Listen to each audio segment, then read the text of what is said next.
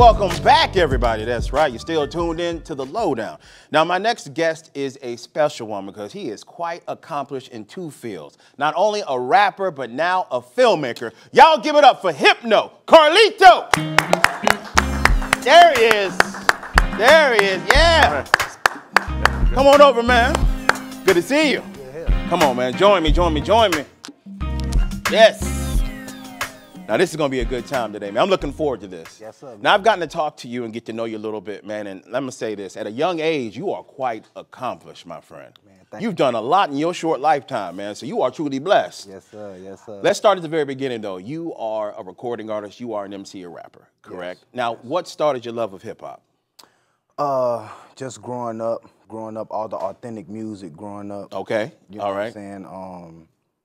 I just liked everybody. I liked all type of artists, all type of genres, and I just always knew I wanted to do something musical. Gotcha. So is there anybody else in your family that's musically inclined, or were you the only one to stand out? Yeah, the only one that stand out. Right? Okay, okay. I know I like it a lot. Now, you've gotten some success in music, definitely, because you have a video that has a few views. Yeah. A few views, man. I'm talking 15 million views. We gonna clap for that. Yes, we are. Nah, for sure. You got a song with Lil Durk, Don't I, man, did quite well. You have some other music on there with a lot of streams as well, man. Yes, now, sir. tell me how you hook up with Lil Durk. And how can I get my mixtape to him? Man, you know, we both from Chicago. I was living on the South Side at the time. Okay. And just mutual friends put us together. He heard my music, and his brother D-Thing wanted to sign me, and then it's been history ever since then. You guys have been making some beautiful stuff together, man. Quite successful. That's my brother. We make great music together. There you go. Now, I give Chicago a lot of props, and here's why, man. Some of the greatest comedians come from Chicago. Yes. Some of the best athletes were in Chicago. Yeah. And some of them, and some of the great actors are from there too, and rappers and whatnot. Yeah. How do you explain the success Chicago has, man? Impeccable, man. We legendary. There you go. Legendary. There you go. For sure. I love it, man. So your music career blossomed, but you wanted to kind of pivot and do something else, man. You said, because you directed all your videos. Yep. People don't know that, man. They need to know, man. Yeah, That is not an easy thing. You were in front of the camera and behind it. That's Now, did you set out to do that? Like, man, I'm gonna do it myself, because no one else can get my vision, what I see in my head, out. I think just early in my career, people used to shoot run and gun videos for me. I didn't like them. Okay. The editing was bad, the quality was bad, and it was just, I got to the point where, like, man, if I do it myself, I ain't gonna let myself down. Amen. You know, so facts. There you go, because no one's gonna do it quite like you're gonna do it, especially when it's for yourself. You know that it's your name on it, because that's the thing you gotta remember as an artist. Anything you put out, it's your name. Yeah. That's right. You can't hide behind anybody else, man. Not at all. So what do you like better? What do you think is the most challenging? I should probably ask that. Being in front of the camera or behind it? Being in front of the camera, I kind of like What? doing my thing. Really? You know, but it's also a great feeling behind the camera, because once I see what I did, it's even better feeling. You feel that sense of accomplishment and whatnot. Now, how does your people feel about what you do, man? The people that support you, your family, whatnot? Because it's not easy to tell people, hey, man, I'm going to be a rapper. They're like, okay. Yeah, it was difficult, you know. I wouldn't say that it wasn't belief, but you know how it is, man. You need to get a job. You need to pay bills. You need to, you know, take care of your people. And I just had faith in what I wanted to do. There you go. And I just kept moving forward, and, you know, God put it all in front of me. Absolutely. Now, as a father of 4, I can understand where they were coming from, because our job is to make sure that our kids, like you, grow up and be productive and have money and whatnot and be able to take care. But you should never, ever in this country tell our kids what they can't do. Facts. Because our kids are going to be the future. They can do anything. We got to keep telling them that, man. Capable of anything. They can, really, you can be the next president, man. Facts. They let Donald do it. Like, brother, they let him do it, man. But I definitely want to point out something very, very amazing that you did also with your music, but it has to do with the movies. Sir, you are sitting here Oscar nominated. Yeah. Come on, man. Yeah. Spike Lee's film Chirac. You wrote a song, correct? Yes. And Nick Cannon, we all love him. He's a proud father of a lot. Yeah. Tell me how you even hooked up with everybody and got through that. Man, it's so crazy. I was just in the neighborhood one day. I saw a bunch of trailers behind my house. And I walked to the corner store, And I had just met Nick, I think like 2 days prior, because I had wrote a verse for him. Okay. And I ended up seeing him out there. He ended up connecting with me. I told him I had this big record, and it was over with from there. He just came to the studio, he knocked it out, and it just took off. And they decided to put it on the actual soundtrack. Yeah, he called Spike and was like, search no more, we got the lead song. It was that easy. Yeah, it was that simple. Yeah, But see, that's what it's all about, networking and sticking with people who believe in you too, man. Nick didn't have to do that, but he did. No, he didn't have to. When he did it, it was shocking. I got on the phone with Spike the next day, and Spike said, hey, we're going to put it in the commercial. It's the lead movie. Let's go. Bro, wait a minute. Hypno. Yeah. The next day you was on the phone with Spike Lee? Yeah. Bro, you still got his phone number? Yeah. Nah, for sure. Tell Spike I said, hey, were you talking to him? Nah, for sure. Yeah. So that's definitely awesome, man. Now, we're going to take a short little break here, but when we come back, we're going to be talking about your own movie. That's right, sir. You've moved from video directing to movie directing with some pretty big names as well. Yes. Y'all don't go anywhere. When we get back, we're going to still talking to Hypno Carlito right here on the Lowdown. Hey, welcome back, everybody. You are still tuned in to the Lowdown. We're still having a great conversation with filmmaker and recording artist Hypno Carlito. Yes. Thank you. No, you're welcome, man. Thank you for being here. No Now, we problem. talked about your music style, how you started, man, where it's taking you. You're doing very well at that, and the fact that you were doing your own videos, but you still had a vision. Yeah. There was something you still wanted to do, but I want to know what gave you that spark or that idea to make your own movie? I always just wanted to do movies. I always felt like I could act. I was always a great writer. And I told myself that I was gonna write movies. And I was pitching it to different people, and it was just like everybody wasn't seeing the same vision that I was seeing. Yep. So I just decided to do it on my own, do it myself. I knew what it took to do it.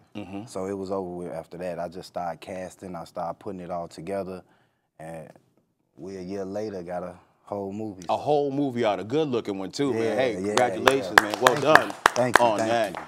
Now, being behind the scenes and doing everything is a little different, man, because you got to cast everybody, you got to call people up, you got to figure out shooting schedules, you got to get equipment and whatnot. So that was not an easy task. Nah. So how long did that actually take, the process of beginning writing it to actually making the movie? It took me like a month to write the script. Okay. And then I took like a month putting everything together. And then I took a month filming, so like 3 months. And bro, I spent more time editing than putting my whole everything together. Like it was straight tunnel vision, straight focus. I was on top of it. You knew what you wanted to do. Yeah. And you was ready to do that, man. Now, the name of the movie is Primary Position. Yes, sir. Now, I want you to tell us a little bit about what the movie's about and why you chose to write about this subject. It's about 2 boys from Chicago that's trying to prevent college. Okay. So they enter into the Army. Okay. And now they dealing with this like Ukrainian, Russian crisis. Okay. And, you know, one of them gets sent back to Chicago, so now he's dealing with the political side of things and dealing with the mayors and the bad guys in the city. But it's a very dope movie. You just gotta watch it, man. It's serious. I saw the trailer, man. I'm ready to watch it right now, man. Now tell me a little bit about the cast you have, because you have some people that we've seen in things. The Shy, man, different movies and whatnot. So tell me a little bit about that. We got Omar Gooden. Okay, clap for Omar Gooden. Come on, man. We know that. We know him. Yeah, man. Baby boy. Yeah. One of my favorites. Mine too. And it was definitely a blessing to work with him. Chris Lofton from Power. Yes, come on, yes.